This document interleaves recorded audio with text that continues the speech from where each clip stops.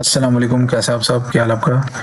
अच्छा, बेसिकली आज की इस वीडियो के अंदर हमने ये समझना है कि क्या हम अपनी प्रोडक्ट कॉस्टिंग को किस तरीके से मैनेज करते हैं अपनी ई कॉमर्स जर्नी में, कि हमें किस तरह से पता चलेगा कि हम प्रॉफिट में हैं या लॉस में हैं। हमें किस तरह से पता चलेगा कि हम कितने ब्रेक इवन के ऊपर हैं और हम ब्रेक इवन को किस तरह से कैलकुलेट किया जाता है, वो सारा का सारा आज की वीडियो के अंदर उस चीज़ को हम डिस्कस करेंगे। और प्रोडक्ट की कॉस्टिंग को किस तरह से मैनेज करते हैं, ग्रोस सेल क्या चीज़ है, कैंसलेशन क्या है, किस तरीके से सारों को मैनेज करते हैं, वो डिटेल्ड से आज हम इस चीज़ को ब्रीफली एक्सप्लेन करेंगे। ठीक है, चलें शुरू करते हैं। सबसे पहले हमने ये लफ्ज़ देखा है प्रोडक्ट इकोनॉमिक्स।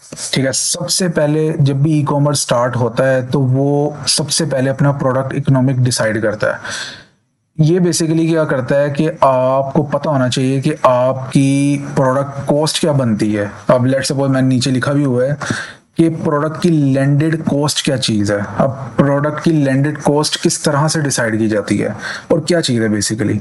अच्छा, सबसे पहला जो इसका पॉइंट है वो है फैक्ट्री या सप्लायर प्राइस। फर्ज कर लो आपको पीछे से प्रोडक्ट पड़ रही है, जो आपकी मैन्युफैक्चरिंग कॉस्ट होती है, या पीछे से जो आपको होलसेल में मिले, जो भी है आपको पीछे से सप्लायर जो प्राइस दे रहा है, ठीक है, वो आप एक सबसे पहले आप उसको कैलकुलेट करते हो। वो आपने डिसाइड कर लिया कि चले पीछे से आपको मिल रही है 1000 की आइटम। अच्छा, जाहिर सी बात है आपकी फिर लगती है शिपिंग कॉस्ट। ठीक है, शिपिंग कॉस्ट जो कोरियर को आप पे करते हो, फिर टैक्सेस वगैरह पड़ते हैं, फिर अदर बहुत से चार्जेस पड़ते हैं। ठीक है, सेकंड पॉइंट आपका ये है। अच्छा, थर्ड पॉइंट आपका है पैकेजिंग कॉस्ट। ठीक है, जाहिर सी बात है आप फिर एक ऑर्डर आ गया है तो उसको पैकेजिंग के लिए प्रॉपर आपको मटेरियल चाहिए होता है। ठीक है, अब नीचे एग्जांपल के तौर पे आपको प्रोडक्ट पीछे से मिल रही है 1000 की। ठीक है, शिपिंग डिलीवरी शिवरी डाल डूल के टैक्सेस डाल के आपको पीछे से पड़ रहा है 200 रुपए का। ठीक है, और पैकेजिंग ऐड करके 50 रुपए की पैकेजिंग ऐड करके आपकी जो लैंडेड कॉस्ट बनी है वो 1250 रुपया बनी है। ठीक है, अब ये 1250 का फिगर अब जरा माइंड में बैठा लो। अब आगे मैं बताता हूँ कि किस तरह से हम अपना मार्जिन डिसाइड करते हैं कि हमारा कितना परसेंट प्रॉफिट मार्जिन बनता है और किस तरीके से प्रॉपर कैलकुलेशन बनती है। अब आगे जरा शुरू करते हैं। अच्छा, ब्रेक इवन पॉइंट कैलकुलेशन, ये ई कॉमर्स का सबसे ज्यादा इंपॉर्टेंट पॉइंट है। ठीक है, इसी की बुनियाद के ऊपर डिसाइड किया जाता है कि बिजनेस कितना लॉस में है, कितना प्रॉफिट में है। बेसिकली ब्रेक इवन का मतलब ये है कि ये बिजनेस का वो पॉइंट होता है जिसमें पता होता है कि आप प्रॉफिट में होके, मतलब आपका जो प्रॉफिट एंड लॉस होता है वो इक्वल हो जाता है। ना तो आपको प्रॉफिट आ रहा होता है, ना तो आपको लॉस आ रहा होता है। ठीक है, ये मिड लेवल सिचुएशन होती है। ठीक है, मिड लेवल कंडीशन होती है। ठीक है, इसमें आपको कोई प्रॉफिट नहीं आ रहा होता है, इसमें कोई आपको लॉस नहीं हो रहा होता। ठीक है, आप दरमियान वाली स्टेज में होता है। अब इसकी प्रॉपर पीछे कैलकुलेशन हो रही होती है। चलिए हम इसको ना समझते हैं कि इसकी कैलकुलेशन और इसका फॉर्मूला क्या होता है बेसिकली। अच्छा, ब्रेक इवन एक होता है आरओएस। ठीक है, रिटर्न ऑन एड स्पेंड। ठीक है, रिटर्न ऑन एड स्पेंड और break even, basically point break even तो मैंने अभी बता दिया है, जिसमें आपको प्रॉफिट एंड लॉस इक्वल हो जाए उसे ब्रेक इवन कहते हैं। अच्छा, एक होता है रिटर्न ऑन एड स्पेंड, मतलब कि ROAS। बेसिकली इसका मतलब ये है कि आपने एड्स के ऊपर कितने पैसे लगाए हैं, उसके अगेंस्ट आपको कितने टाइम्स आपको रिटर्न मिला है। Return on ads spend, ads के ऊपर कितने लगाए हैं, कितने टाइम्स आपको रिटर्न मिला है। इसकी मिसाल ये है कि आपने एड्स के ऊपर 1000 लगाया है, 1000 लगा के आपको 10,000 की सेल आई है। ठीक है, मतलब कि 10 टाइम्स आपको रिटर्न मिला है। इसका फॉर्मूला ये है कि टोटल सेल डिवाइड, मैंने यहाँ पे लिखा नहीं है, वैसे नोटिस कर लें आप लोग, total sale divided by total spend. ठीक है, आपने टोटल कितनी सेल आई है और आपने पूरे दिन एड्स के ऊपर कितना स्पेंड किया है। ठीक है, वो बेसिकली जो फिगर जनरेट होता है वो बेसिकली आपका ROAS, जिसे हम रिटर्न ऑन एड स्पेंड कहते हैं। ठीक है, क्लियर। अब हम ब्रेक इवन के अकॉर्डिंग ROAS को किस तरह से कैलकुलेट करते हैं, ठीक है, वो जरा समझते हैं, क्योंकि ये सबसे इंपॉर्टेंट है। इसी की बुनियाद के ऊपर पूरा ई कॉमर्स स्ट्रक्चर चल रहा होता है, प्रॉपर ब्रांड्स चल रहे होते हैं। और अगर आपको यही नहीं पता कि आपका ब्रेक इवन पॉइंट क्या है, तो अगर आपकी दिन की भी करोड़ की सेल आती है और अगर आपको पता ही नहीं है कि क्या है, किस तरह से है, तो वो आपका प्रॉपर डेड सीन चल रहा होता है। हमने ऐसे ऐसे ब्रांड्स देखे हैं जिनकी पर मंथ की 2-2, 3-3, 4-4 करोड़ की सेल थी, लेकिन जब उन्होंने प्रॉपर कैलकुलेशन ही नहीं की तो उनका स्टोर भी बंद हो गए हैं। ठीक है, काफी वेल नोन ब्रांड्स हैं। अच्छा, इसका फॉर्मूला ये है कि ब्रेक इवन ROS को आप क्या करते हो, अपनी ना टोटल कॉस्ट डिसाइड करते हो कि आपकी टोटल कॉस्ट क्या है, डिवाइड करते हो आपकी सेलिंग प्राइस क्या है। ठीक है, आपकी total cost divided by selling price. ठीक है, तो ये बेसिकली आपको ब्रेक इवन आरओएस आपको मिल जाता है। अब उसकी जरा एग्जांपल समझते हैं कि एग्जांपल के अकॉर्डिंग हम इसको ना जरा समझते हैं। अच्छा, एग्जाम्पल के अंदर हमारे पास आया कि हमें जो पीछे से लैंडेड प्राइस मिल रही थी वो मिल रही थी 1250 की। ऊपर हमने देखा कि हाँ, ये सारी कॉस्टिंग शोस्टिंग मिला के, पीछे सप्लायर की प्राइस मिला के, पैकेजिंग कॉस्ट मिला के 1250 हमारी प्रोडक्ट लैंडेड कॉस्ट बनी है। ठीक है, उसको 50% का मार्जिन रख के हमने क्या किया, सेलिंग प्राइस डिसाइड की। 50% का मार्जिन रख के 2500 बनता है। ठीक है, बेसिकली जो 50% का मार्जिन का मतलब ये नहीं है कि 50% मार्जिन का मतलब ये आपका प्रॉफिट मार्जिन है। अब इसके अंदर मजीद आपकी कॉस्टिंग बन रही होती है। ठीक है, 1250 आपकी लैंडेड प्राइस है, सेलिंग प्राइस आपकी 2500 हो गई। ठीक है, 50% का मार्जिन रखा है। अब 50% का मार्जिन मतलब ये नहीं है कि आपकी 50% प्रॉफिट है, इसके अंदर भी मजीद आपकी प्रोडक्ट, आपकी एड्स के पैसे भी इंक्लूड नहीं है, आपकी शॉपिफाई के चार्जेस अभी इंक्लूड नहीं है। ठीक है, बहुत सी चीजें अभी इंक्लूड होने वाली हैं। अच्छा, इसके आगे आपका शॉपिफाई और आपका जो पेमेंट गेटवे लग रहा होता है वो 3 to 4% आपसे चार्ज करता है।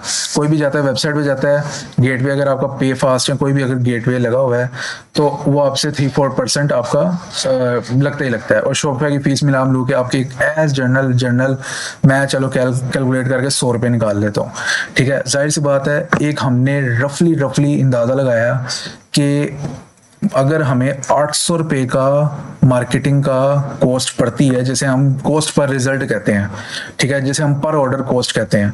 ठीक है, मैं कहता हूँ चले मिसाल के तौर पे 800 रुपया पड़ता है। ठीक है, इन सारों को कैलकुलेट करो लैंडेड कॉस्ट के अंदर 1250 के अंदर आप प्लस करें 800 ये और 100 ये, आपको बनता है 2150 रुपये। ठीक है, 2150 के अंदर आपका जो पर ऑर्डर जो प्रॉफिट होगा वो होगा आपका 350 रुपया। ठीक है, अब इसके अंदर अगर 800 से ज्यादा हमारा कॉस्ट पर रिजल्ट ऊपर चले जाता है तो बेसिकली हम अपने ब्रेक इवन से ऊपर चले, मतलब ब्रेक इवन हमारा लॉस में चला गया। मतलब बात शायद आप समझो, अगर हमारा कॉस्ट पर रिजल्ट ऊपर चले जाए, ठीक है, तो मे बी हम शायद लॉस के अंदर जाना शुरू हो जाएं। ठीक है, तो इस वजह से आपका इनिशियली बेस पे ब्रेक इवन मीट होना बहुत ज़रूरी है। ठीक है, जैसे ही आपका ब्रेक इवन मीट हो गया तो अगला स्टेज यही होती है कि अब बिजनेस को स्केलिंग की तरफ लेकर जाया जाए। अब स्केलिंग के लिए ये होता है कि आपकी जो कॉस्ट पर रिजल्ट है, पहले अगर 800 आ रही है तो इसको जितनी कम ये होगी उतने ज़्यादा आपके चांसेस हैं कि अब आप प्रॉफिट आपको उतना ज़्यादा जनरेट होगा। ठीक है, ये बेसिकली इसकी कैलकुलेशन। अब नीचे एक और पॉइंट है। अच्छा, अब हम समझते हैं कि ग्रॉस सेल क्या चीज़ है, नेट सेल क्या चीज़ है और रिटर्न्स क्या हैं शॉपिफाई के अकॉर्डिंग, क्योंकि मेनली आप शॉपिफाई यूज़ कर रहे होते हैं ई कॉमर्स के अंदर। अब इसको ज़रा समझते हैं। ग्रॉस सेल बेसिकली क्या चीज़ होती है। ग्रॉस सेल आपकी वेबसाइट के ऊपर जितने भी ऑर्डर्स आए होते हैं ना, जितने भी, आप शॉपिफाई के एनालिटिक्स सेक्शन में जाएं, एनालिटिक्स सेक्शन में आपको सारी की सारी हिस्ट्री मिल जाएगी, gross sale, net sale, return, सारा कुछ मिल जाएगा। ग्रॉस सेल बेसिकली क्या होता है कि आपकी वेबसाइट के ऊपर जितने भी ऑर्डर्स आते हैं, टोटल ऑर्डर्स, टोटल, चाहे टिकटॉक से आए, चाहे जहां मर्जी से आए, चाहे डायरेक्ट ऑर्डर्स आए, चाहे बगैर ऐड के थ्रू आए, ठीक है, उस सेल को कहते हैं ग्रॉस सेल। ठीक है, अब जाहिर सी बात है, ऑर्डर्स आए हैं, बीच में कुछ कैंसिल भी होते हैं, कुछ रिटर्न्स भी होते हैं, कुछ डिस्काउंट भी आप लगाते हो, जिसकी वजह से पीछे जो आपकी एक होती है अपनी नेट सेल, जिसके अंदर क्या होता है कि आप अपनी वेबसाइट के बजाय डिस्काउंट दे रहे होते हो, रिटर्न्स आ रहे होते हैं, कैंसलेशन आ रही होती है, उसके बाद जो सेल बचती है वो होती है आपकी नेट सेल। ठीक है, नेट सेल। और रिटर्न्स और कैंसलेशन और रिफंड्स का तो आपको पता ही है कि कस्टमर कैंसिल कर देता है, वो एक फिगर जनरेट होता है कि अच्छा पूरे महीने में अगर लेट सपोज 4 लाख रुपए की ग्रॉस सेल आई है तो जाहिर सी बात है 50,000 की अगर रिटर्न्स आ गई हैं तो माइनस करो तो आपकी पीछे 3.5 लाख रुपए आपकी नेट सेल बनती है। अब हम उसको एग्जाम्पल के थ्रू दोबारा से समझ लेते हैं। लेट सपोज मेरी पूरी वेबसाइट के ऊपर पूरे महीने में 10 लाख रुपए की सेल आई है। ठीक है, उसमें जाहिर सी बात है हमने कस्टमर को डिस्काउंट्स दिए हैं, ऑफर्स दिए हैं, तो करा करू के हमें डिस्काउंट देकर 50% हमने डिस्काउंट दी है। ठीक है, चलो रिटर्न और कैंसिलेशन, लाख रुपए की हमें कैंसिलेशन रिटर्न्स आ गई हैं। ठीक है, अब पीछे जो हमारे पास नेट सेल बचती है वो हमारे पास 8.5 लाख हमारी नेट सेल बचती है, जो कि शॉपिफाई के ऊपर आपको नजर आ रही होती है। अच्छा, अब हमने अपनी प्रॉफिटेबल मतलब हमने चेक करना है कि अब हम कितने लेवल पे किस तरह से हम प्रॉफिटेबल हैं, हमने अपनी उस चीज को जरा चेक करना है। अच्छा, इसके अंदर ना 3 पॉइंट्स होते हैं, इसके अंदर भी आपके 3 पॉइंट्स होते हैं जो कि सबसे इंपॉर्टेंट है। एक आता है आपका COGS, जिसे हम कॉस्ट ऑफ गुड्स सोल्ड कहते हैं, ठीक है। दूसरे नंबर पे आपकी ऑपरेशनल कॉस्ट होती है या ऑपरेटिंग एक्सपेंसेस कह लो, और नीचे आपका नेट प्रॉफिट किस तरह से कैलकुलेट होता है।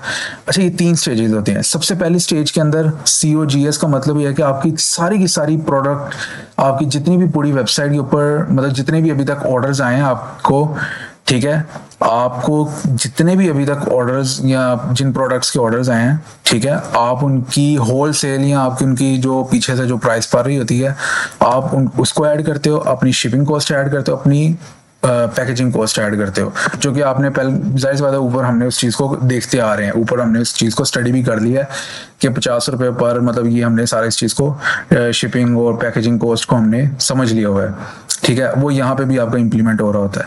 अच्छा, वो हमने समझ लिया कि कॉस्ट ऑफ गुड्स सोल्ड क्या निकली है।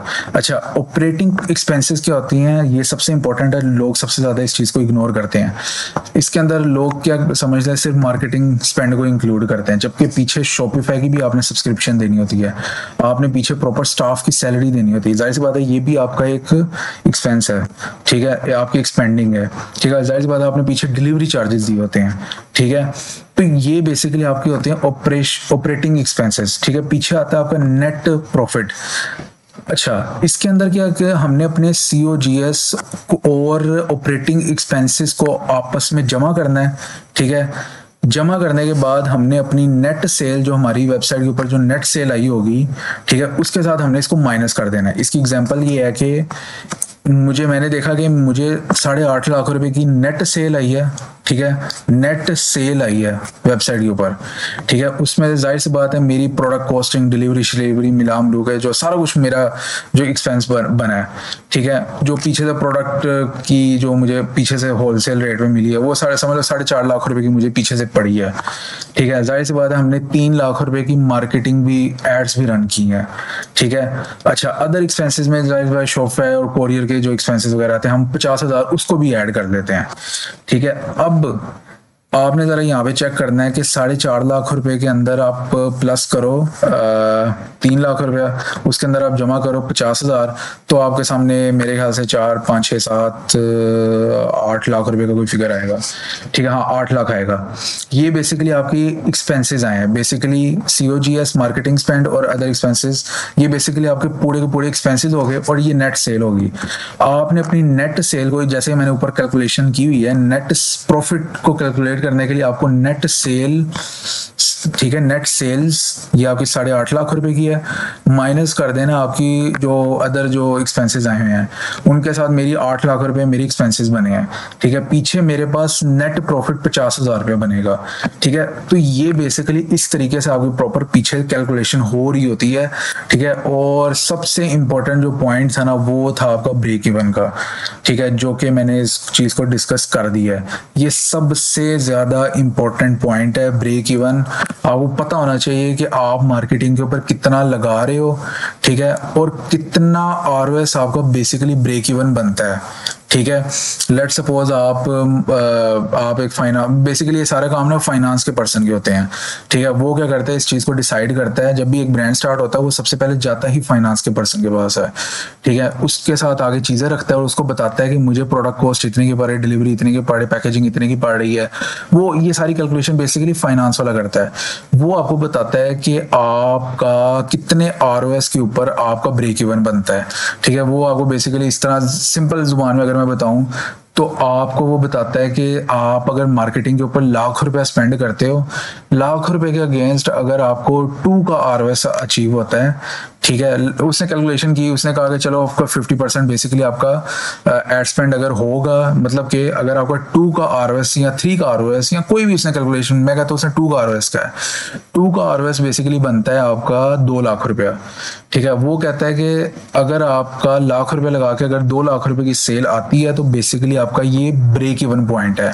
ठीक है, लेट सपोज आपको सेल आ गई है 1.5 लाख रुपए की, तो बेसिकली अब आप गए हो लॉस में, अब आप गए हो नेगेटिव में, अब आप रेड जोन में चले गए हो।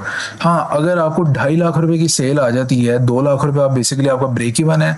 ठीक है, आपको मिल जाती है 2.5 लाख रुपए की सेल, तो बेसिकली जो 50,000 बेसिकली आपका एक तरह से प्रॉफिट के अंदर जाता है और आपको ग्रोथ मिली है। ठीक है, आप एक ग्रीन लाइन के अंदर चले गए हो।